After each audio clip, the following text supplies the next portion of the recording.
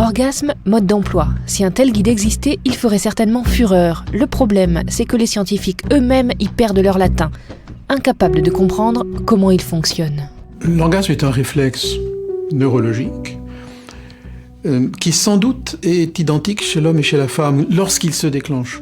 Mais en réalité, des mystères demeurent.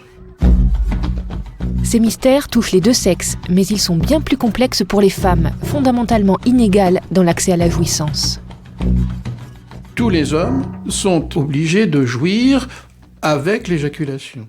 Cette éjaculation est assortie d'un certain degré d'émotion que l'on va appeler orgasme parce qu'effectivement, il crée une satiété immédiate chez l'homme. Les femmes, en revanche, ne jouissent pas dans le coït, ne jouissent pas obligatoirement. C'est un acquis qui tient à leur maturité, à leur érudition érotique. Ça n'est absolument pas utile, comme l'est le sperme évidemment, ça n'est absolument pas utile à la fécondation. L'orgasme des femmes n'étant pas indispensable à la perpétuation de l'espèce, décrypter son fonctionnement ne constitue pas vraiment un enjeu de santé publique pour les chercheurs.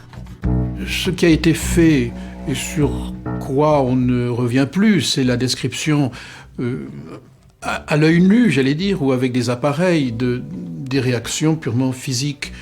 Il y a un gonflement des grosses lèvres, il y a une lubrification vaginale, il y a une ascension parfois de l'utérus.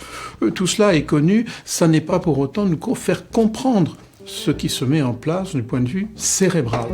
On a longtemps cru que seules les zones du cerveau associées aux fonctions de reproduction étaient activées par l'orgasme, avant de se rendre compte qu'énormément de régions cérébrales étaient concernées.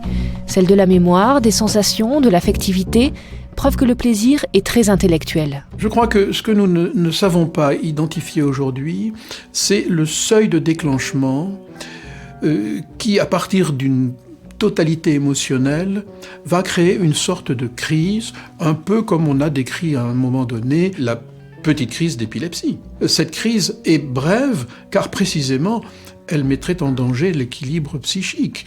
Mais elle le met en danger, pourquoi ? Parce qu'elle obscurcit la conscience. On a parlé de petite mort, on a parlé d'évasion, tout le lyrisme de toutes les langues du monde a tenté de décrire. Mais décrire ne suffit plus aujourd'hui. Aujourd'hui, il faudrait mieux comprendre comment cela survient et pourquoi